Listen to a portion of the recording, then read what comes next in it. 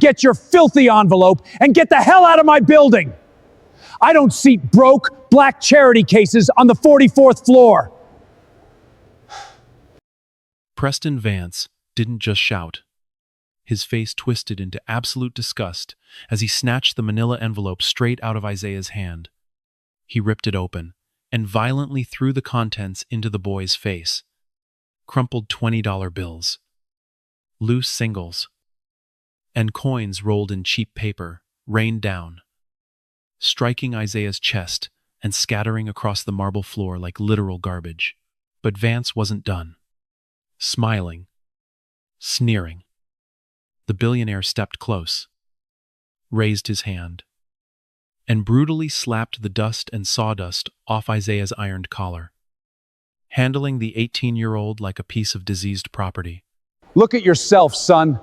Look at that dark skin. Look at those cracked boots. And look at this trash you brought me. Vance barked a harsh, mocking laugh and kicked a stray coin skittering across the marble. People like you don't build things. People like you don't own real estate. You mine the properties that men like me own, and then you go home. This pocket full of pocket change is your whole black life, isn't it? I could throw this to a beggar on the street and still ask for change. You should have kept the change, Mr. Vance. Isaiah stood perfectly still, his yaw set, sawdust still ground deep into the creases of his knuckles. But his eyes never dropped. He didn't scream. He didn't beg, because Preston Vance was smiling at his own cruelty, and he had no idea that he had just signed away his entire empire to the very boy he was trying to crush. Welcome to the silent verdict, where arrogance speaks loud, but justice strikes in absolute silence.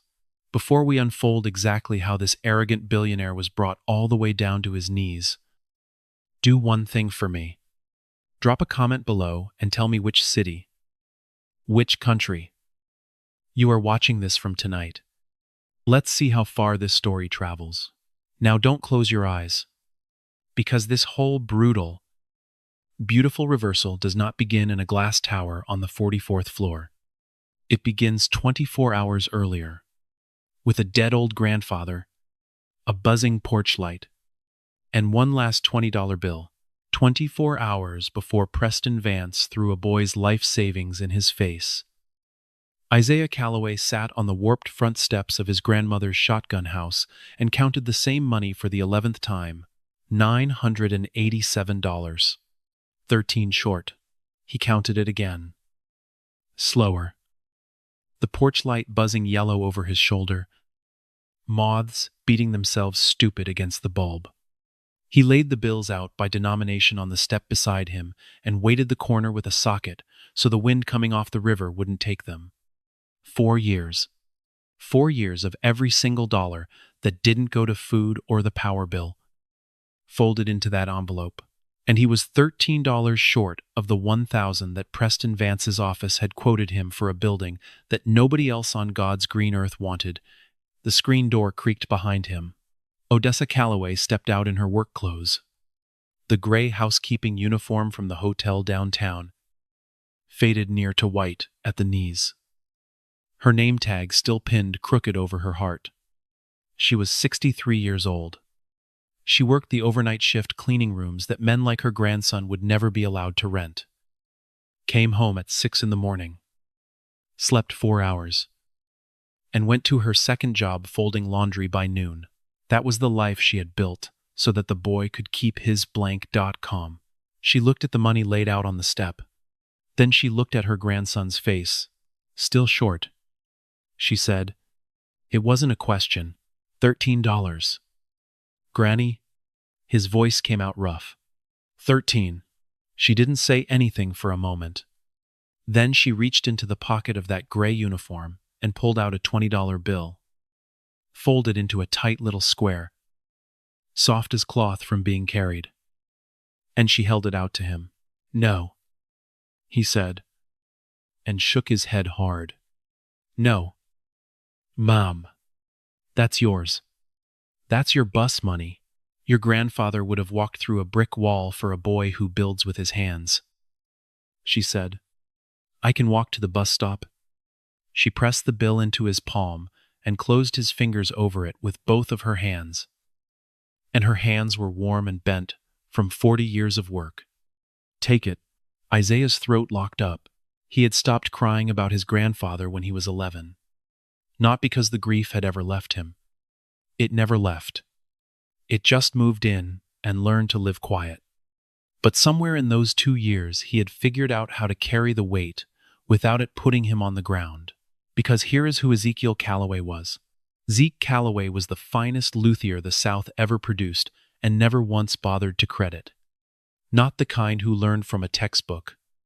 The kind who could pick up a dead, cracked, 50-year-old guitar, hold it up to his ear, tap the soundboard one time with the back of a knuckle, and tell you exactly which brace had come loose inside without ever opening it up.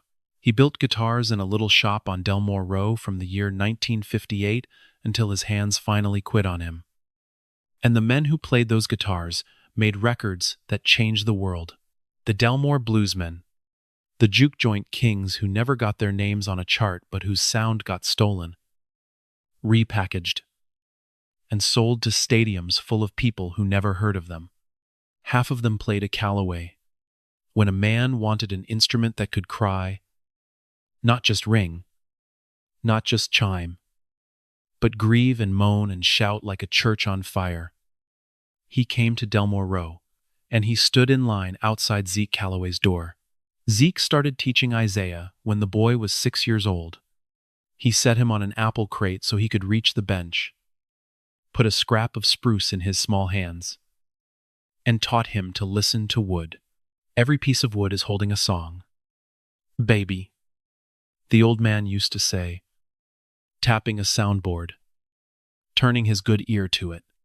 It's already in there. You don't put the song in. You just take everything off it that's keeping you from hearing it.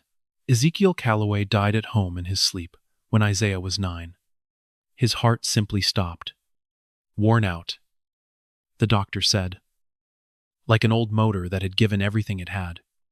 There was no insurance. There was no estate. There was a paid-off shotgun house. A grandmother who took a second job the week of the funeral. And a boy who pulled his grandfather's toolbox out from under the bed and would not let anyone close the lid. And there was the shop on Delmore Row. Zeka had been renting it. When he died, the building went back to the landlord. The landlord lost it to back taxes, and the city held it in limbo for years, until a development firm called Meridian quietly bought up the whole block and forgot that one boarded-up storefront on the corner had ever made a sound. Isaiah was 18 now, fresh, out of high school, no scholarship, no connections, no family money. There had never been any family money. Just a pair of hands that understood the grain of a board the way some people understand a language they were born speaking. Without translating, without thinking, just knowing. He worked part-time at a cabinet shop across town. Minimum wage. 6 days a week. Breathing sawdust and sweeping floors and, when the foreman wasn't looking, running his palm down the edge of every piece of lumber that came through the door, reading it like Braille. While the other guys smoked on break, Isaiah studied the way one kind of spruce rang against another. The way mahogany answered a knuckle tap, different from maple.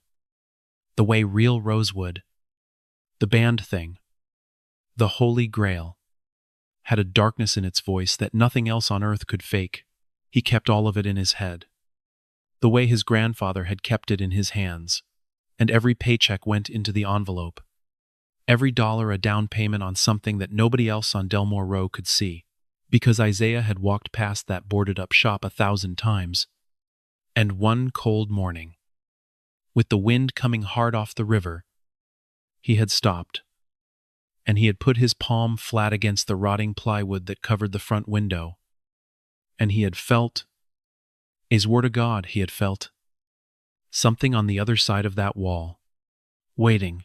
He just had to get inside.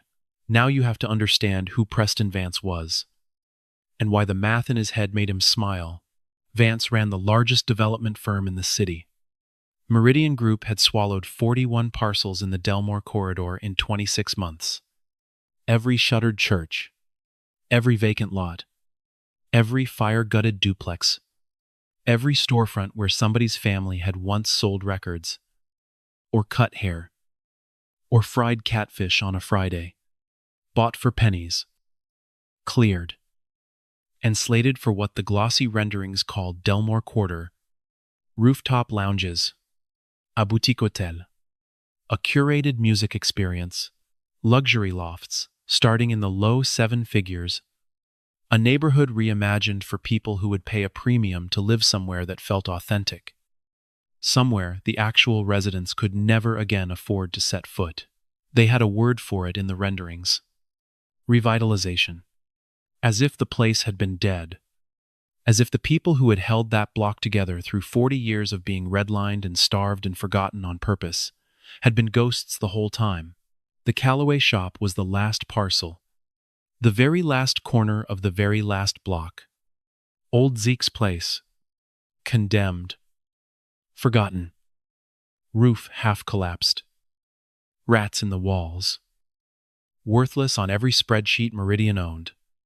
Vance had only let it sit because tearing it down inside a protected historic district cost more in permits and lawyers than just ignoring it did. And now some 18-year-old kid with sawdust hands and 1,000 crumpled dollars wanted to buy it. To Preston Vance, the math could not have been simpler. Sell the junk for 1,000. Wait 60 days for the boy to run out of money, out of hope, out of whatever foolish dream had walked him into that lobby. Then take the lot back. Free and clear. The second he defaulted, the corridor clean. Every parcel accounted for, ready for the bulldozers and the renderings and the rooftop bars that would erase every last fingerprint of what Delmore Row used to be. He did not know about Ezekiel Callaway's toolbox. He did not know about the journals, the leather-bound ledgers where Zeke had written, in his own slanting hand, the bracing pattern of every instrument he had ever built and the name of every man he had ever built it for. He did not know that the boy he was about to call a stray could hold a dying guitar to his ear and hear the heartbeat in it that grown men with degrees in acoustics could not find with a machine, and he had absolutely no idea what was sitting under 3 canvas sheets in the back of that condemned shop. Nobody did. Not yet.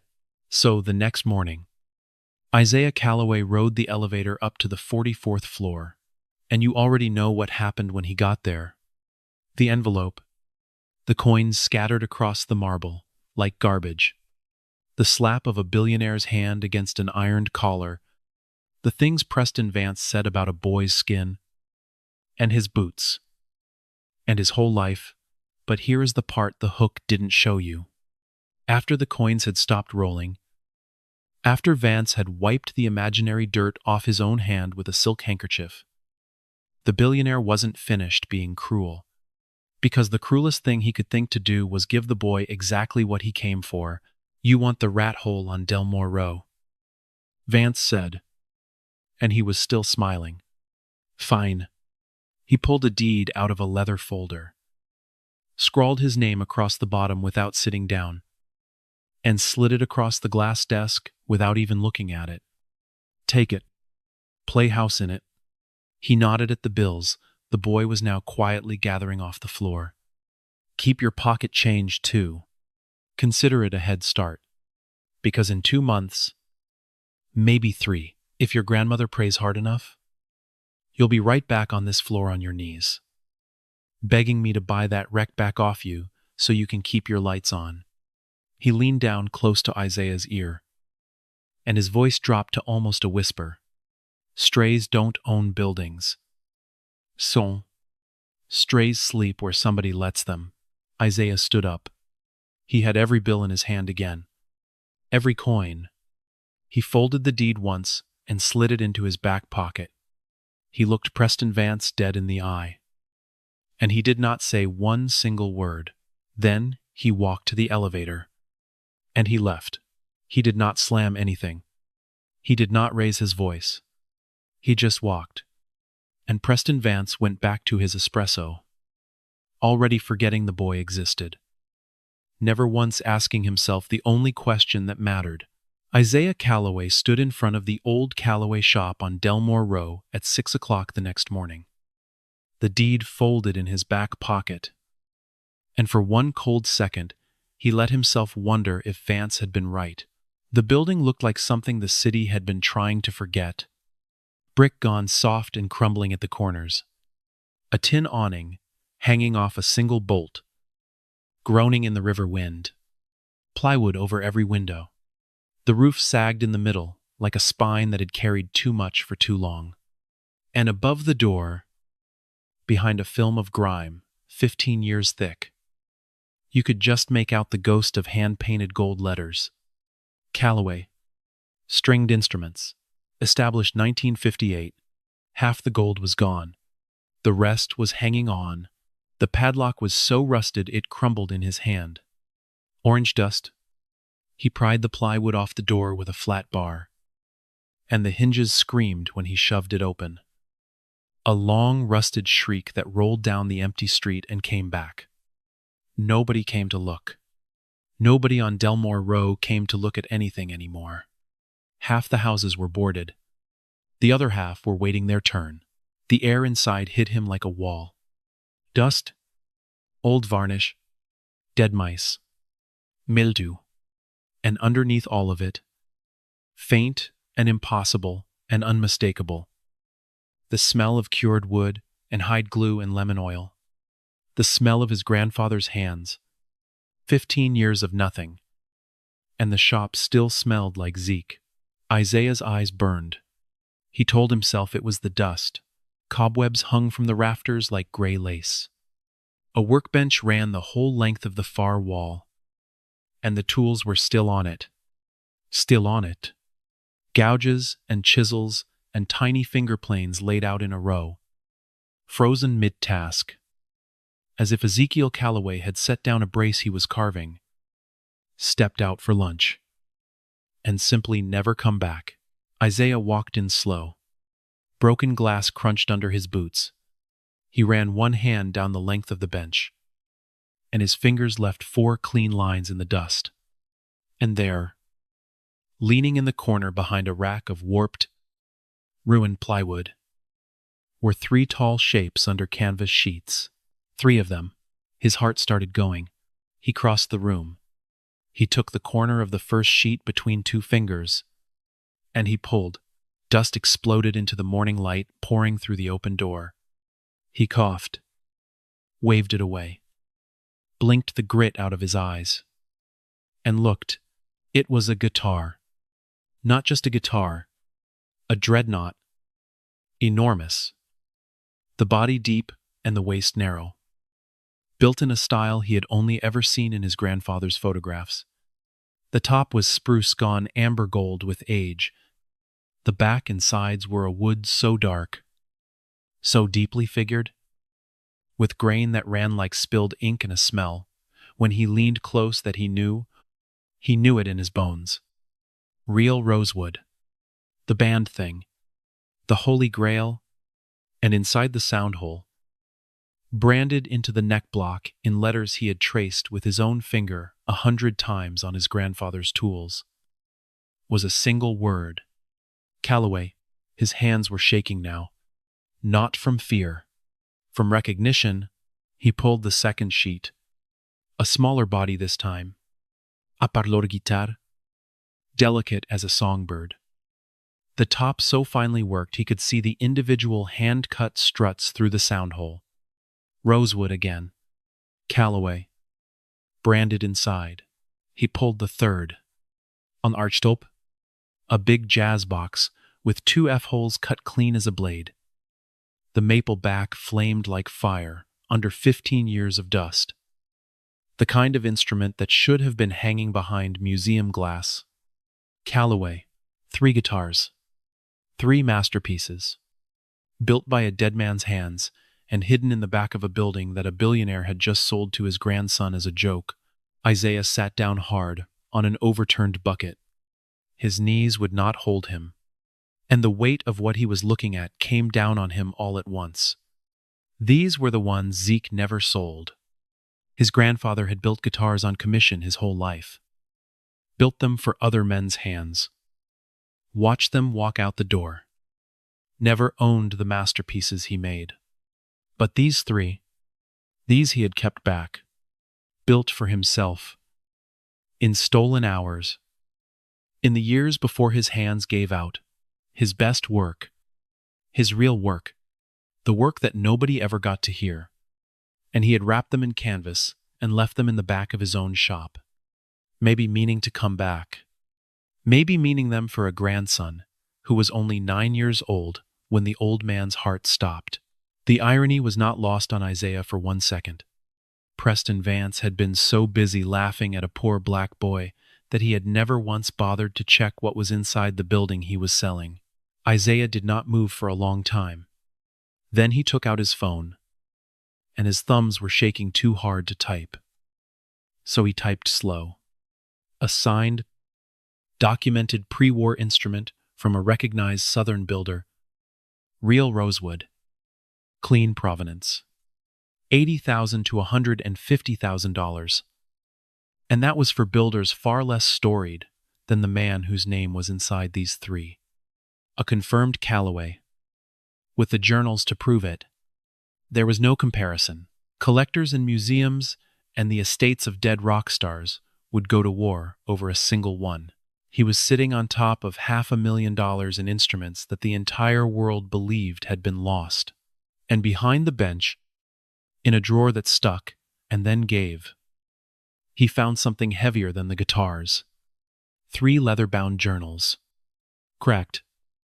Water-stained. Swollen. But whole.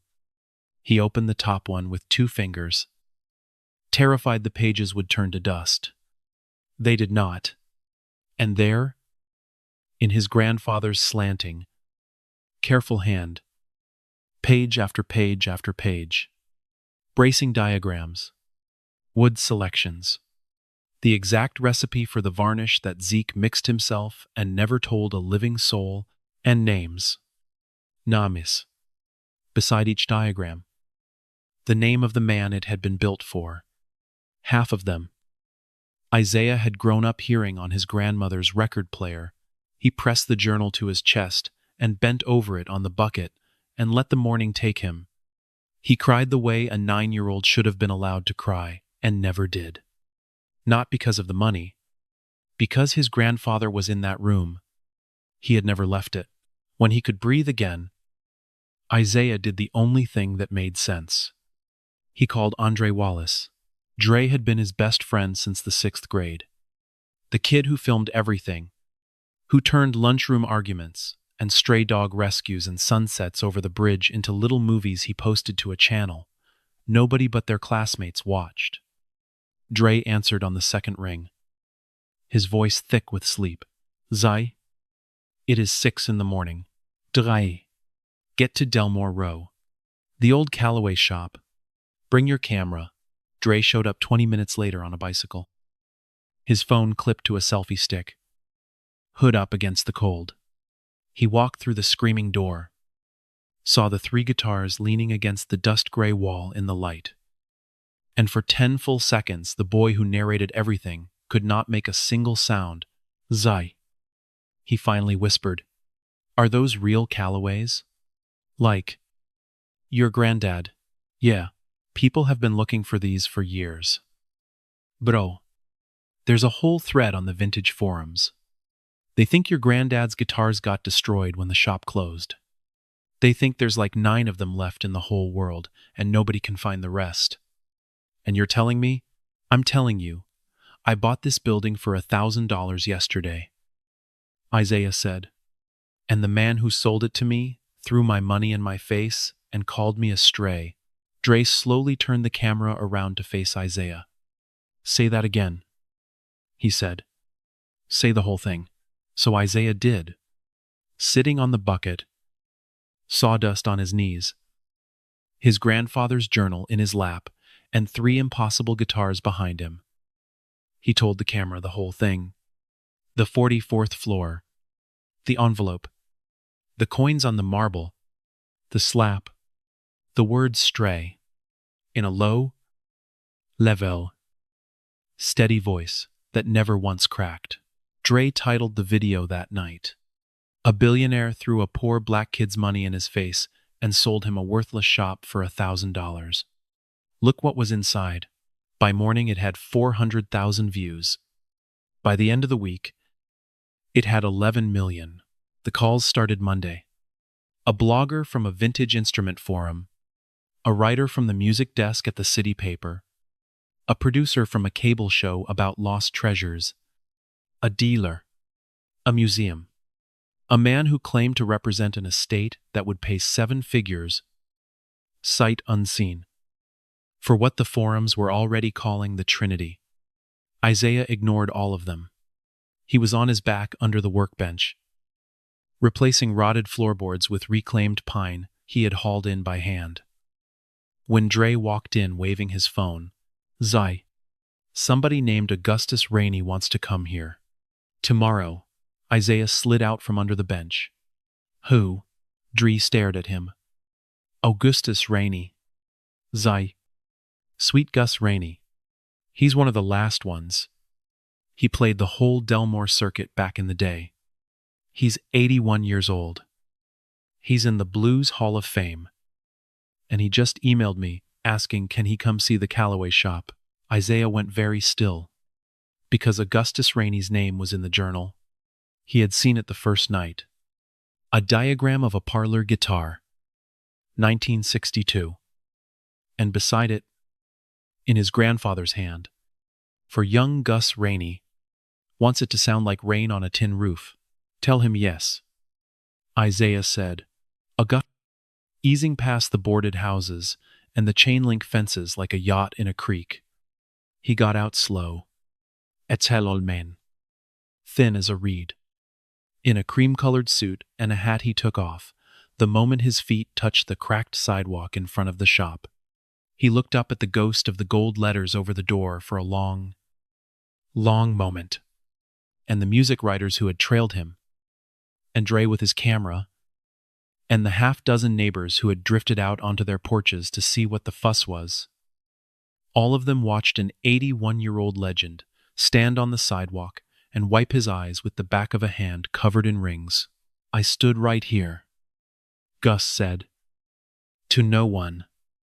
To the door. 19 and 62. Stood in this exact spot. Scared half to death. 22 years old. Waiting on Zeke Calloway to tell me whether I was good enough for one of his guitars." He laughed. Soft and wet. "Man made me come back 3 times before he'd sell me one. Said my hands were faster than my ears. And he wasn't going to waste good rosewood on a boy who didn't listen yet." He walked inside. Isaiah was waiting by the bench, sawdust on his shirt. His grandfather's journal closed on the wood beside him. Gus saw the 3 guitars, cleaned now, polished by hand, gleaming under the new shop light that Isaiah had wired himself. And the old man put his hand over his mouth and did not move for almost a minute. "He kept these," Gus whispered. "All these years, everybody thinking they were gone. Zeka kept them." He turned to Isaiah, and his old eyes were suddenly sharp. "You, his blood, his grandson. Isaiah, you build. Learning to. He started teaching me when I was 6. Gus walked to the bench. He picked up one of Zeke's finger planes, turned it in the light, set it down exactly where it had been. Then he reached out and put one weathered hand flat on the dreadnought. The big one. The rosewood. And he looked Isaiah dead in the eye. "Play me something," he said. Isaiah's heart stopped. "Sir, I'm a builder, not a boy." Gus's voice cracked like a whip and then softened just as fast. Your granddaddy did not sell guitars to people who couldn't hear them. You think a man who built like he built raised a child who can't play a note. He picked the dreadnought up off its stand. Checked the tuning with 2 fingers. The tuning Isaiah had set himself the night before, by ear, perfectly, and he held it out across the dusty air between them. Now, I drove a long way. Play me something. So Isaiah took the guitar his grandfather had built and never sold. And he sat down on the bucket. And the room went quiet. Dre's camera, the music writers, the neighbors crowding the doorway. And he played the way his grandmother's record player had taught him, without anybody knowing he was learning. He played something old and slow and aching, something that sounded like rain on a tin roof.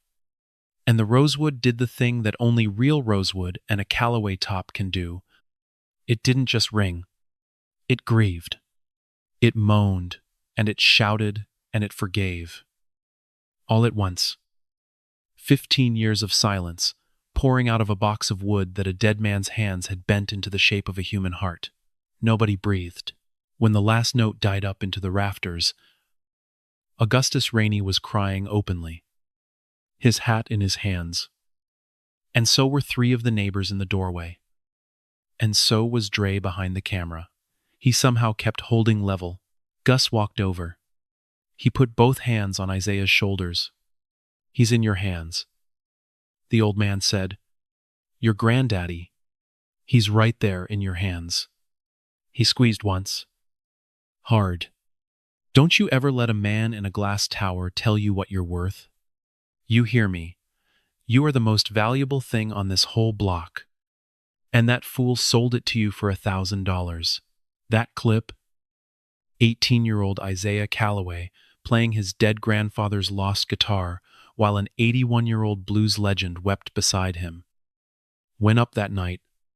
It hit 30 million views in 6 days, and before Gus Rainey left, he did something that no amount of money could buy. He sat on the bucket, took out his own phone, and called 3 people: a museum curator, a collector who owned a vault full of pre-war instruments, and a foundation that funded music education in the South. He said the same thing to each of them.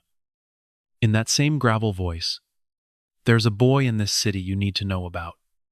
Zeke Callaway's grandson. He's got the gift.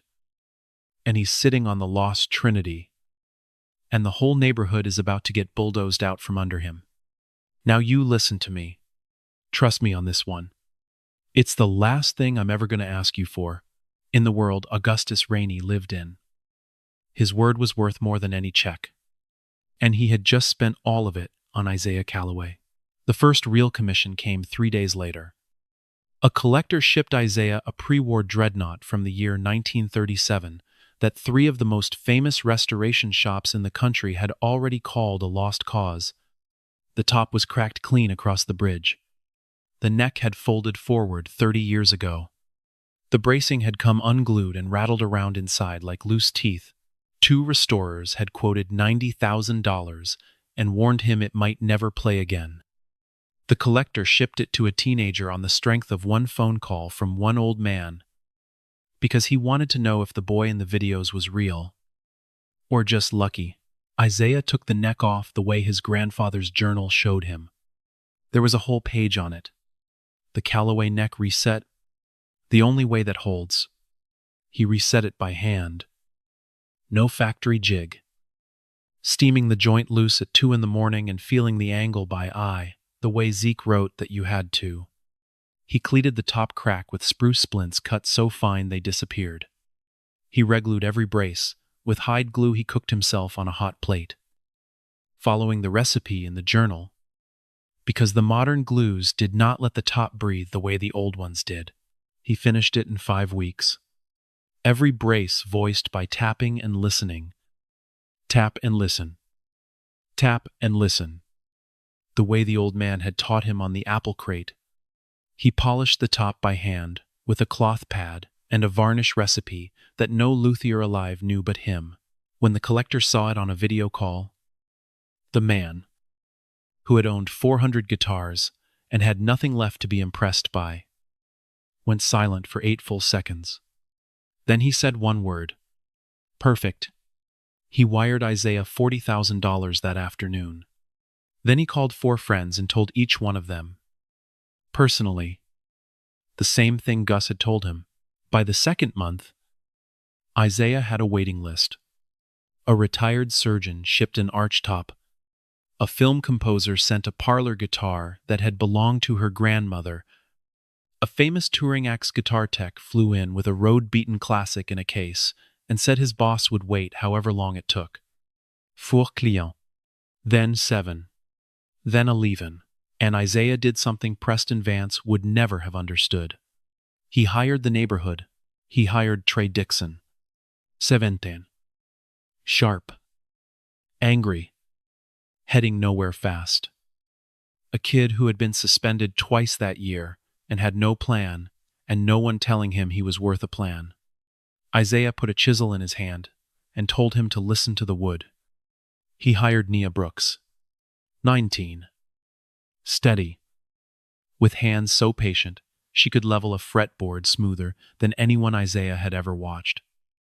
Including, he sometimes thought, his grandfather.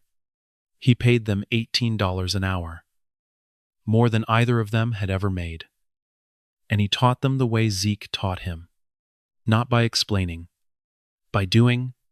Hold this. Watch the grain. Feel where it wants to go. Now listen. You hear that? That's the song. Take everything off it that's in the way. Trey ruined 2 soundboards the first week and threw a gouge across the room in frustration on the 3rd day. He did not quit. Nia sanded through a finished coat and had to start a top over from raw wood. 8 hours gone. She did not quit. Neither of them wanted to. For the first time in either of their lives, somebody was building something and letting them put their hands on it. Odessa came to the shop on a Sunday afternoon. She had not been back since before Zeke died. She had been afraid. She admitted later, to see what $1,000 and a dead man's dream looked like in the daylight. She walked through the door. The screaming hinges oiled silent now. And she stopped. The shop was transformed. The floor was new pine. Swept clean. Tool racks lined every wall. Labeled. Organized. Every gouge and plane in its place. The Trinity hung behind glass on the back wall where everyone could see them. 2 workbenches. Lit bright. Trey was clamping a set of back and sides. Nia was scraping, binding. The record player in the corner. Zeke's record player, the one from the house, was turning Sweet Gus Rainey low. And over the main bench, framed, a photograph. Ezekiel Calloway, 50 years old, leaning in the doorway of this exact shop with a guitar in his hands and a grin on his face that his grandson had inherited whole. Beneath it, in Isaiah's handwriting, every piece of wood is holding a song.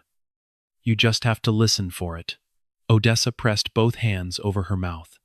She did not make a sound. Isaiah crossed the room. Sawdust on his shirt. Glue on his fingers. And he put his arms around his grandmother. And for the first time since he was 9 years old, he let himself be the one held up. He would have loved this room. She whispered into his shoulder. Lord. Baby. He would have loved this room. The city paper ran the story on the front of the Sunday edition. From condemned shop to living legend. It mentioned the videos. 60 million views now. Combined. It mentioned Gus Rainey weeping. It mentioned the Trinity. The journals. The neighborhood kids learning a dying trade. And it mentioned the number. An independent appraiser, contacted by the paper, valued the shop, the business, the inventory, the brand, the contracts, and the 3 irreplaceable instruments on the back wall at $1.9 million, 1.9 million. From a building a billionaire had called a rat hole, and 44 floors above the street. Behind a wall of glass, Preston Vance read that number over his cold espresso, and he picked up the phone. The first letter came on a Tuesday, hand-delivered by a man in a gray suit who did not smile. Zoning violation. The Callaway shop was on record as residential storage, not commercial. Operating a business out of it without a reclassification permit was a misdemeanor. Cease all operations within 14 days or face criminal charges. Isaiah read it 3 times. His hands didn't shake. His stomach did. The second letter came Thursday. Annoise complaint. Filed by a property owner 2 blocks north. A property, Isaiah would learn, owned by a shell company that traced straight back to Meridian Group. Excessive noise during restricted hours. $500 for every documented incident. The third came the following Monday. Improper storage of flammable finishing materials. The varnishes, the solvents, the hot plate where he cooked his glue. An inspector would arrive within 48 hours. The inspector came. A man with a clipboard and a camera who photographed everything and would not meet Isaiah's eyes. He found 3 real violations. Small ones. Things Isaiah had been too busy building to study. 30 days to comply. The man said to the floor. After that, Vepadlokit, the inspections did not stop. A building inspector the next week. Structural concerns. Spent 6 hours measuring joists that Isaiah had reinforced by hand. Photographing a ceiling that was sounder than it had been in 30 years. While a finished commission sat untouched on the bench, and the day bled away. A fire marshal the week after that. Inadequate extinguisher placement. No posted exit plan. A $4,000 remediation estimate that might as well have been $4 million. Every visit cost a day. Every visit cost money Isaiah did not have. Every visit came with a clipboard and a camera, and a man who would not look him in the eye. Dre. Who filmed everything. Started filming the pattern. He pulled public records. Every single complaint traced back to a property owned by Meridian or a shell linked to it. Every inspection followed a call from the same law firm. Vance's retained counsel. They're burying you, Dre said one night. Sitting on a stool by the bench. The camera down for once. Legally. Slow. So it looks like you failed on your own. So it looks like you never could have made it. He looked sick. It's the same exact playbook they ran on every family on this block before they sold. Isaiah knew. He had known since the first letter. Knowing did not make it lighter. And then Preston Vance came in person. It was a Friday. Near closing. Trey and Nia had just left. Isaiah was alone at the bench, gluing a brace. When the silver sedan pulled up outside and Vance got out, alone. No driver. The way a man comes when he wants there to be no witnesses. He walked through the door without knocking and stood in the middle of the shop, turning slow, taking in the benches, the tools, the trinity on the wall, the portrait of Zeke, and Isaiah watched him do the math of a man, pricing a room he intended to take. You've done a lot with the place, Vance said. Truly, it's almost a shame. We're closed. Isaiah said, I'll be quick. Vance walked to the back wall and stood in front of the 3 guitars. His hands clasped behind him like a collector at an auction preview. I'm going to be honest with you. Son? Because nobody was ever honest with me when I was your age. And it would have saved me 20 years. You think you won something? You think a few videos and an old man crying on the internet means you've arrived? He turned around. The smile was patient now. Almost kind. And that was the worst part of it. You haven't. You've just made yourself visible. And visible is the most dangerous thing a boy like you can be. A boy like me, from a block like this, with a name like the one painted over that door. Vance took a slow step closer. I have buried developments bigger than your whole life with a single phone call. I have permits I can freeze, and inspectors I can send, and lawyers who bill by the minute and never get tired and never lose interest. And you have a grandmother on a night shift and $1,000 you already spent. He let it sit. I can keep this up for years. You can't keep it up for a season. So here's my offer, and I'm only going to make it the once. Sign the building back to me tonight. I'll give you $50,000. Cash. And you walk away the smart young man who got out while the getting was good. Instead of the cautionary tale, every other kid on this row is going to point at next year when it all falls apart on you. Which it will. Isaiah set down the brush. He wiped his hands on the rag. Slow. Deliberate. And he looked Preston Vance in the eye. And his voice did not rise 1 degree. My grandfather built guitars on this corner for 40 years. He said, men who got robbed of their names, and their songs, and their whole lives, came and stood outside that door, because the one thing nobody could take from them was the way they sounded. And he gave them that. He gave a robbed people a voice that the people doing the robbing couldn't touch. He nodded at the 3 guitars on the wall behind Vance. And you want me to sell you the last of his hands for $50,000 and a pat on the head, so you can knock this corner down and sell strangers a rooftop bar that feels authentic. He picked the brush back up. Get out of my shop. Mr. Vance. We're closed. Something moved behind Vance's eyes then. Not anger, something colder than anger. The look of a man recalculating and not liking the new number. He buttoned his jacket. At the door he stopped, one hand on the frame, and he did not turn around. You're going to wish you'd taken the 50,000, he said. Then he was gone, and the silver sedan pulled away into the dark. 6 nights later, a bottle came through the window. It was late. The shop was dark. Isaiah was alone. Finishing a top by lamplight, he heard the glass go first. The front window, the new one he had just put in, shattering inward. Then the smell, gasoline. A bottle came through the broken window with a rag burning in its neck, and it shattered against the new pine floor. And a sheet of flame went up between Isaiah and the back wall, between him and the Trinity, between him and every word his grandfather had ever written. He did not think. He grabbed the fire blanket off the wall, the one the fire marshal had made him install, and he went toward the fire. Not away. Toward it, because his grandfather's guitars were behind that fire, and his grandfather's journals were behind that fire, and he would have walked into a furnace for them.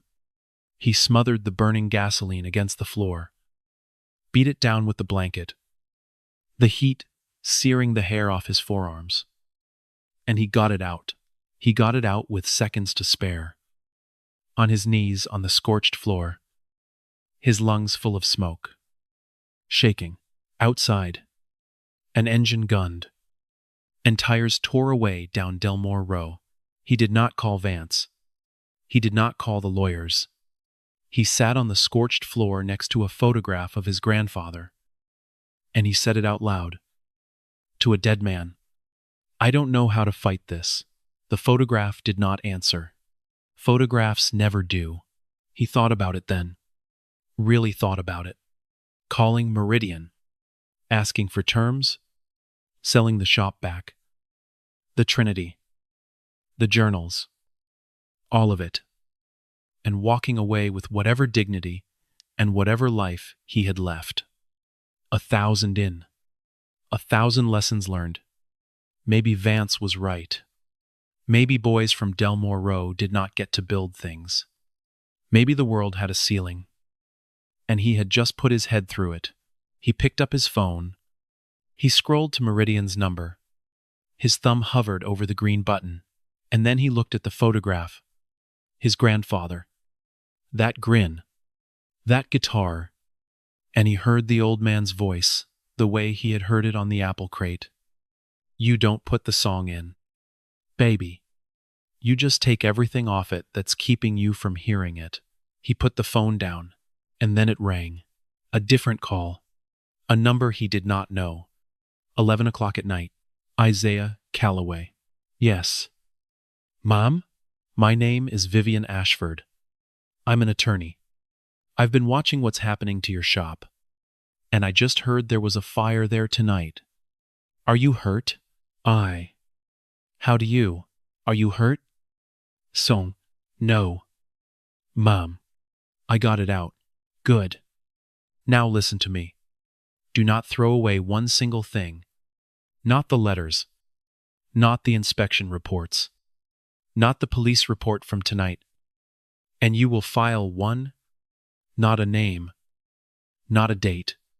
Save all of it. Men like the one doing this to you always leave a trail. They've just never once had anybody important enough to follow it. Something caught in Isaiah's chest. A brace settling back into place. The smallest spark. What's it going to cost me? He asked. I can't afford. Nothing. Vivian Ashford said. This one is on me. Vivian Ashford was not a small-time lawyer. She was a civil rights attorney who had argued and won before the state Supreme Court. For 31 years she had fought discriminatory lending and the slow, legal, paperwork-driven erasure of black neighborhoods across the South.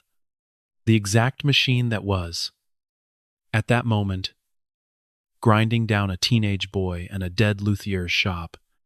She was 64 years old, 5 feet 2 inches tall, and she had never once lost a case she believed in. She believed in this one before she finished the first phone call. Within a week, she had filed a countersuit, targeted harassment through selective code enforcement, abuse of municipal process for private commercial gain, and, once the police report came in, a referral on the arson. She subpoenaed Meridian's phone records. She subpoenaed the inspection requests and the shell company filings. Every complaint, every inspector, every letter, traced back to one desk, 44 floors up. Then she held a press conference on the courthouse steps. She laid it out in 11 minutes flat. No tears. No theater. Dates. Names. Documents. And the burn marks still healing on a boy's forearms. And she ended on one sentence that ran on every local broadcast that night, and national by the next morning. Preston Vance did not try to shut down a guitar shop. She said, he tried to erase a black family's legacy from a block he wanted to sell to strangers. And when the paperwork did not move fast enough for him, somebody threw fire through a window with that boy still inside. The law has a great deal to say about that. And so do I. The story detonated. A national network ran a segment. A clip of Isaiah, standing in the doorway of the scorched shop, arms folded, the burn scars showing, the Trinity gleaming on the wall behind him, became the image of the week. And then the clip of him playing his grandfather's guitar started running right beside it. And the country fell in love with an 18-year-old luthier, the way it falls in love with somebody maybe once a year. And the neighborhood answered, not with words, with bodies. The night after the press conference, Isaiah came to the shop at dusk to find people already on the sidewalk. Old men in folding chairs, women with thermoses of coffee, teenagers, a retired school teacher, the barber from 3 blocks over who had survived the corridor, 20 people, then 40, sitting in lawn chairs in front of the Calloway shop in the dark. What is everybody doing? Isaiah asked. The barber looked up from his chair. Heard somebody tried to burn this boy out. He said, heard it might happen again. He nodded at the dark street. So we figured we'd sit out here a while. Make sure whoever it was has to get past us first. They sat in front of that shop every single night for 3 weeks. Nobody threw anything else through the window. And here is where the verdict started coming in. Quiet. The way it always does on this channel, the man who had thrown the bottle was arrested within 10 days. The fire marshal had pulled a clean fingerprint off a piece of glass, and a gas station camera 2 blocks away had caught the plate. And under questioning, the arsonist did what small men hired by powerful men always do. Once the cell door closes, he talked. He named the contractor who had paid him. The contractor, facing his own charges, named the man above him, a vice president at Meridian Group, and the trail did not stop climbing. When the city council met, 40 residents of Delmore Row filled the chamber. Odessa Calloway spoke for 3 minutes. She did not raise her voice. She did not cry. My grandson, she said, bought a building that nobody wanted, on a block that everybody decided to forget, and he turned it into something the whole country is now driving here to see. And a man in a glass tower is trying to take it from him, first with letters, and then with fire, because it embarrasses him that an 18-year-old black boy built something out of the rubble that this man's bulldozers couldn't wait to flatten. My husband built guitars on that corner for 40 years and never got his name in the paper one time. Now you tell me. She looked at every face on the dais. Whose city is this? The council voted unanimously. The shop was reclassified commercial. The noise complaints were dismissed. The fire and environmental violations were downgraded to warnings with a long extension to comply. And then the council went one step further, which is the part Preston Vance never saw coming. They opened a full inquiry into Meridian's acquisition tactics across the entire Delmore corridor, every family that had been letter-papered and inspected and pressured into selling for pennies. Over 2 years, Vance's legal assault did not just collapse. It turned around and started walking toward him. A national business magazine called the next morning. They wanted a feature.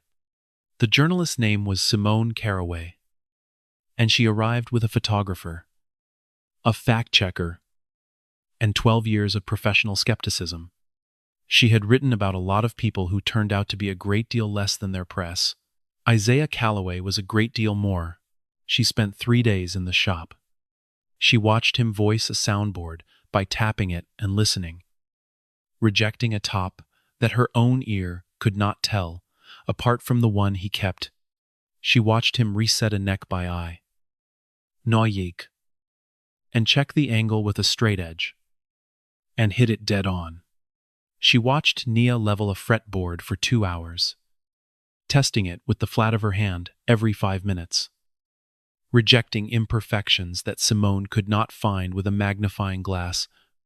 She watched Trey, sharp, suspended twice Trey, explain, hide glue to her with the careful reverence of a boy who had finally been handed something worth being careful about. She interviewed Augustus Rainey by phone.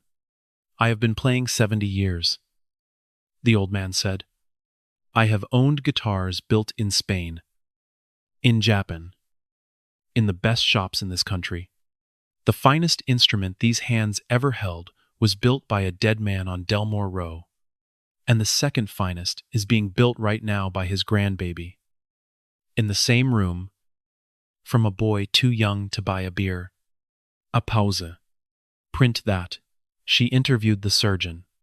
3 shops have restored guitars for me over the years, he said. Not one of them ever called to ask what the instrument meant to me before they started. Isaiah did. He wanted to know whose hands had played it before mine. That is not a repairman. That is an artist who happens to use chisels. She interviewed the film composer, who flew in to do it in person and brought her finished parlor guitar in its case. I paid $40,000 for this restoration, she said. A shop in another city quoted me 90s kime, and their work would not have been half as good. and they would never in 100 years have figured out how to make it sound like my grandmother again. She opened the case. The little guitar gleamed. He brought her back. You cannot put a price on that. Every one of them said the same thing in different words. This boy does not fix instruments. He resurrects them. Then Simone pulled the numbers. In 7 months, the Callaway shop had completed 11 commissions. Average value, $38,000. Revenu, $418,000.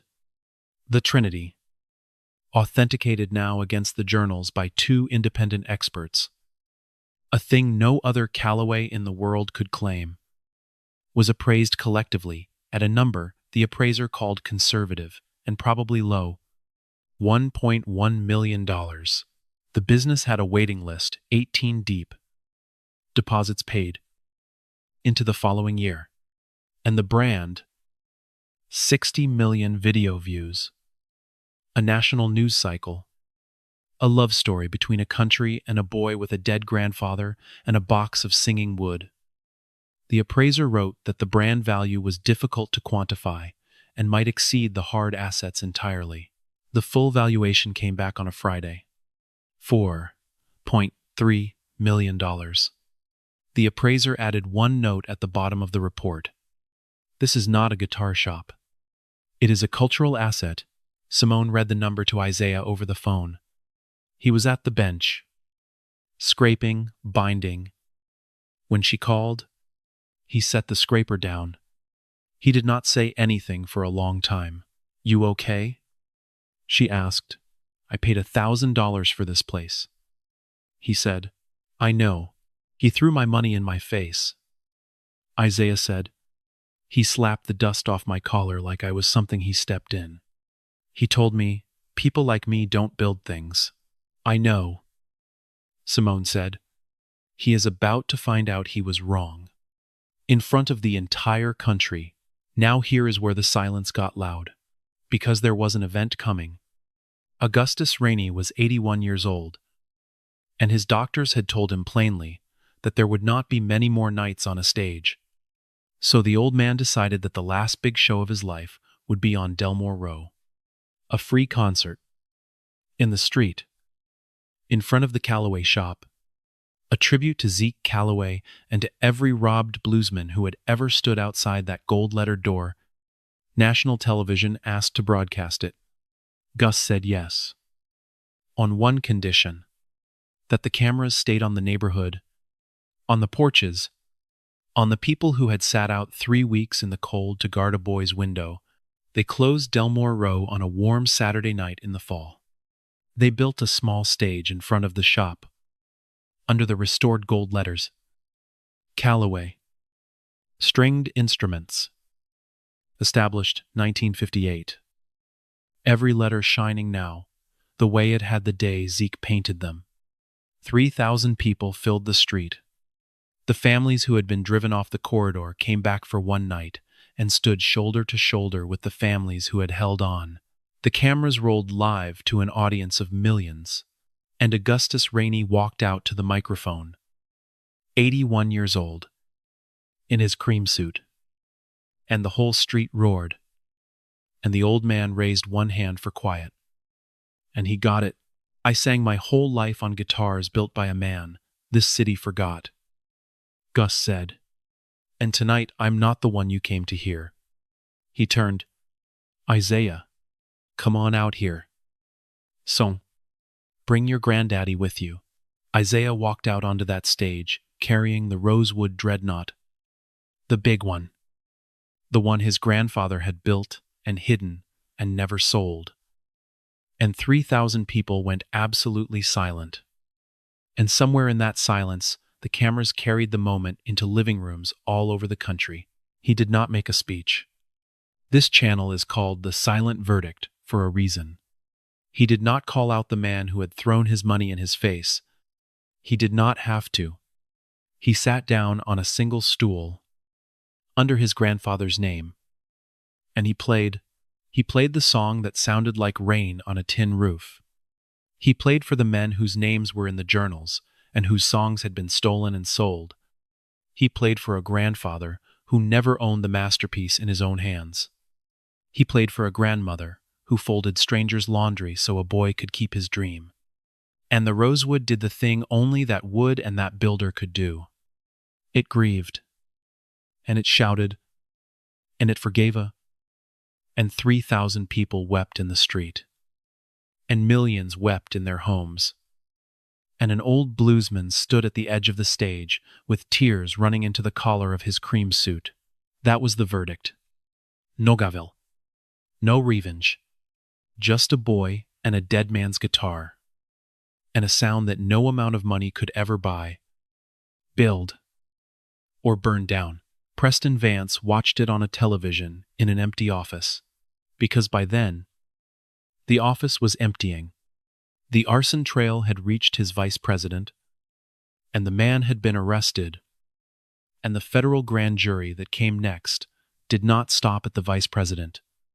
The city's corridor inquiry had become a class action lawsuit. Dozens of families, almost all of them black, papered out of their homes for pennies over 2 years, and Vivian Ashford was leading it. And she had Meridian's own phone records, and they all pointed at one desk. The investors fled first. They always do. Then the banks called the loans. Then Delmore Quarter. The $250 million dream. The rooftop bars and the curated music experience died in a conference room with the lights off. And then the other developments stalled. And then the firm's name started coming off the buildings, floor by floor. The way the lights had gone out of Delmore Row, one window at a time. For 20 years, the man who had built an empire by erasing people was being erased, quietly, legally, the exact way he had done it to everyone else.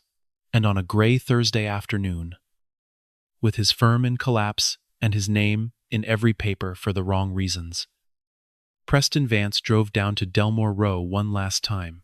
No town car, no driver, no assistants left to bring and a dot. A silver sedan that he parked himself on the cracked asphalt in front of the Callaway shop, under the gold letters. And he sat behind the wheel for a long, long time before he got out. Isaiah was waiting in the open doorway, sawdust on his hands, the Trinity behind him, his grandfather's portrait on the wall, the neighbors who had guarded that shop watching from their porches up and down the row, because word travels fast on Delmore, and everyone knew that silver car, Vance walked up the cracked sidewalk, and he was a different man than the one on the 44th floor. Smaller. The suit cost the same. Everything else had changed. The smile was gone. The hands were not steady. "I'll give you $6 million, he said. For everything. The building, the lot, the business, the name, the 3 guitars. 6 millions. Right now, his voice did not have any of the old steel in it. It came out of him like a man trying to grab the edge of something as he fell. "No," Isaiah said. 7. Vance's jaw worked. 8. Nom it. Whatever the number is. I'll find it. He stopped. For the first time in his life, Preston Vance heard how he sounded. Please. And there it was. The word that man had never once said to anyone he believed was beneath him. "There's no price," Isaiah said. Quiet. Level. The way he had been quiet and level on the 44th floor while the coins rolled across the marble. "It's not for sale. It was never for sale. Everything is for sale," Vance said. But the words had no floor under them anymore. That's how the world works. Not my world," Isaiah said. And then he said the only thing he would ever say to Preston Vance about that day in the tower. He did not raise his voice. He did not throw anything. He let the silence do most of the work. The way his grandfather had taught him to let silence do most of the work. Because the song is already in there, and you just take everything off it that's in the way. You threw my money in my face, Isaiah said. And you told me people like me don't build things. He looked around. At the shop, at the gold letters, at the porches full of people who had refused to leave, at a street that was alive again because somebody had refused to let it die. Look at what I built, Mr. Vance. Then look at what you've got left. Preston Vance looked, and the billionaire who had thrown a boy's whole life onto a marble floor and called it pocket change had nothing.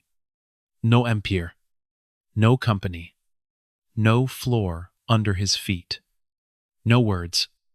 He opened his mouth, and he closed it, and he opened it again.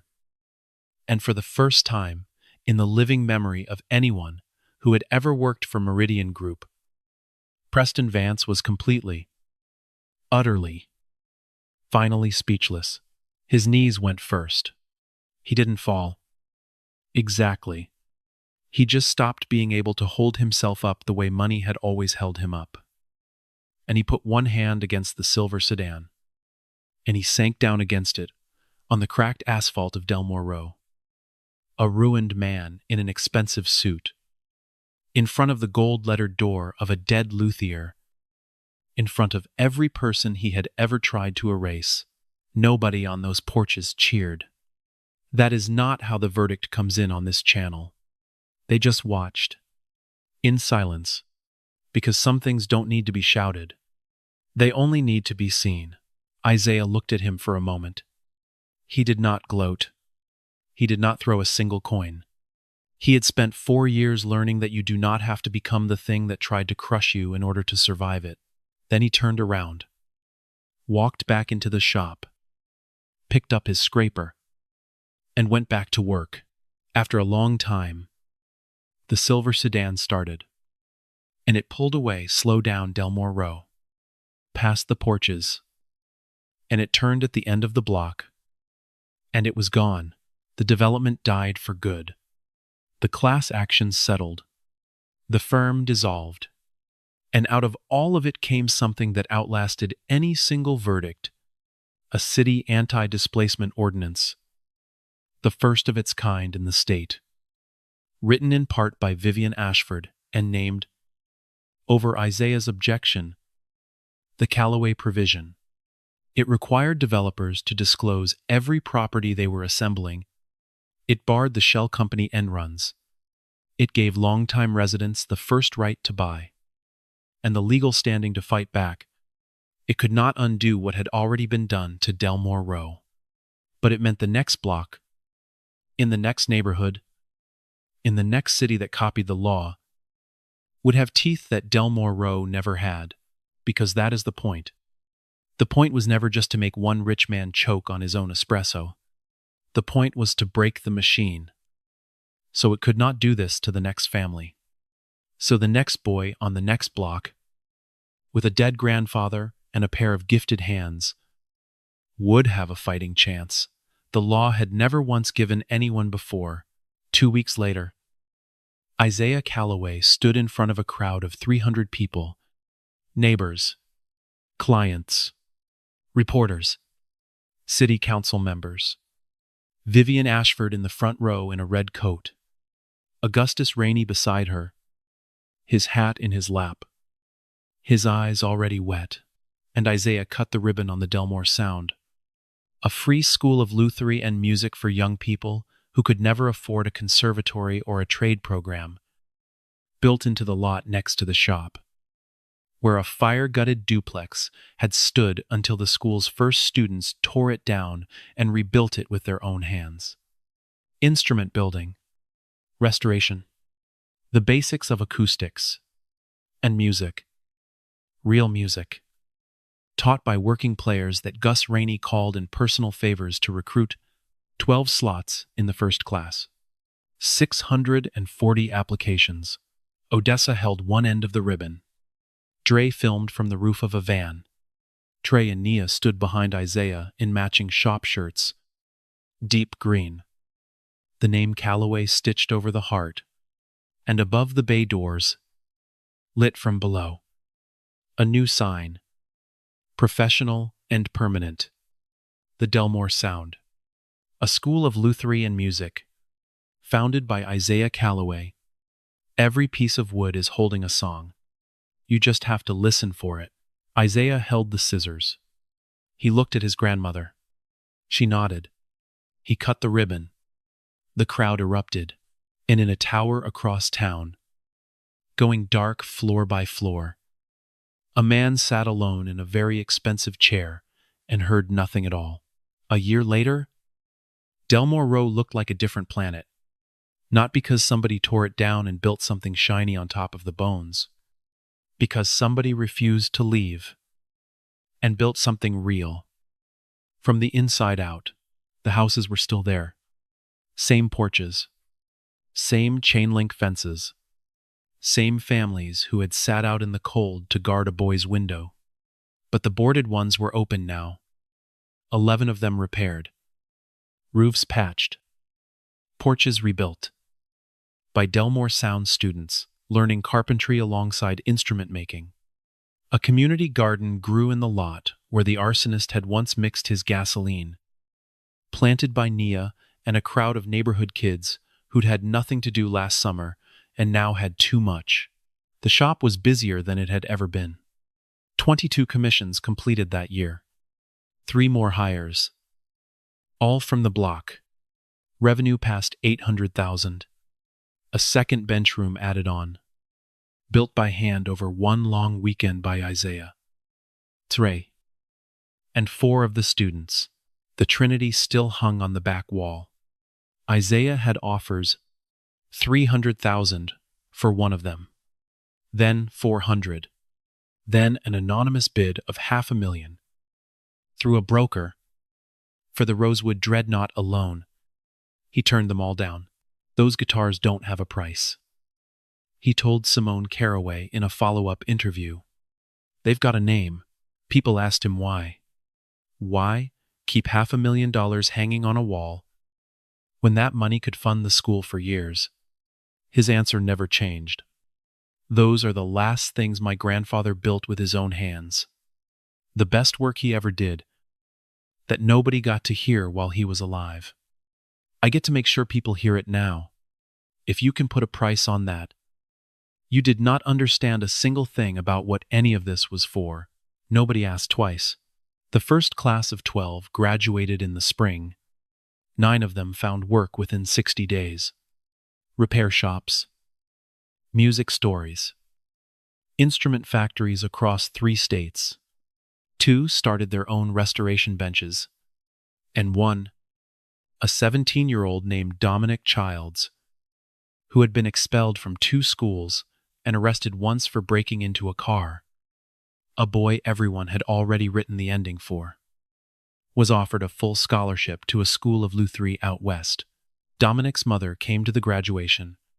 She found Isaiah afterward in the back of the shop, wiping down a finger plane. My son was going to prison, she said. You know that. I know. What did you do? What did you say to him? Isaiah hung the plane on the rack and straightened it. I gave him a piece of wood, he said, and I told him to listen. She put her arms around him. He lit her, and when she stepped back, she looked at the shop, the lights, the benches, the kids working, the Trinity on the wall, the old man's grin in the photograph, and she said, "This place saved my boy's life." Isaiah didn't say anything. He just nodded, because he had been that boy once. 9 years old, on an apple crate, reaching for something bigger than himself, with an old man's hands guiding his and an old man's voice telling him he was good enough. Isaiah turned 19 on a Saturday in October. Odessa made a cake. Dre brought a card signed by 400 strangers. People from the channel who had mailed messages from 31 states. Gus Rainey sent a case of root beer and a note in a shaking hand. Still, the best ears in the South. Your granddaddy would bust. That evening, after everyone had gone, Isaiah walked through the shop alone. Lights off, moonlight coming silver through the front window. The third one he had replaced now, set in clean and square. He stopped at the bench where his grandfather's journals sat. The oldest one opened to the same page. It had been on the first morning. A diagram of a parlor guitar. For young Gus Rainey wants it to sound like rain on a tin roof. He opened the drawer beneath the bench and took out a photograph he had found weeks ago. Tucked behind the journals, a young man, maybe 25, standing in the doorway of this exact shop, holding a chisel, grinning. On the back, Infad et Pengil, Ezekiel Calloway, 1958. First day, Isaiah set it next to the framed one. The same man. 50 years apart. The same doorway. The same chisel.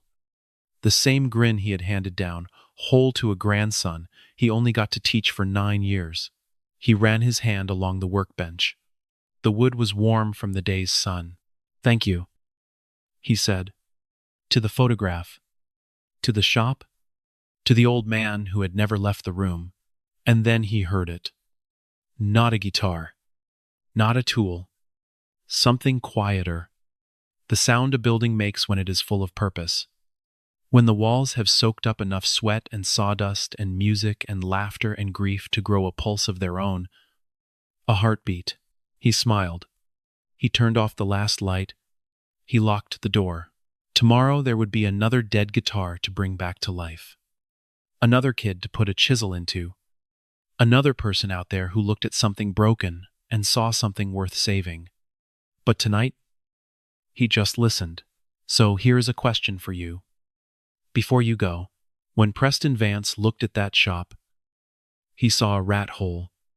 When he looked at Isaiah, he saw a stray, somebody who would crawl back in 2 months, somebody whose whole life fit in a manila envelope, and still wasn't worth lunch. What do you see? Because there is a kid on your block right now, in your city, in your child's school, somebody with grease, or sawdust, or paint, or solder on their hands, and a gift that nobody is bothering to take seriously.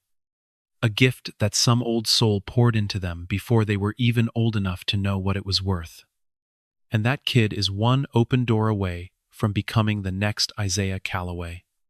Or one slammed door. One stray son away from becoming a name that people shake their heads about later. The difference between those two endings is almost never the talent. The talent is already there. The talent was poured in on an apple crate years ago.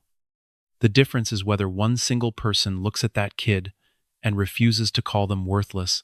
So share this story, not for the algorithm, for that kid, because maybe, just maybe, somebody who needs to hear it will find out tonight that a condemned shop, $1,000, and a dead man's hands can change absolutely everything.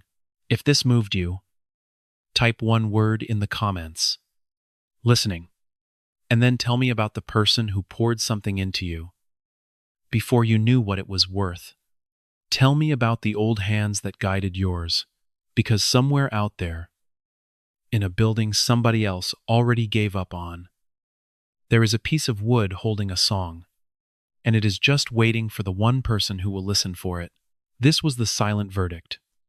Arrogance speaks loud, but justice, real justice, strikes in absolute silence. Subscribe and stay for the next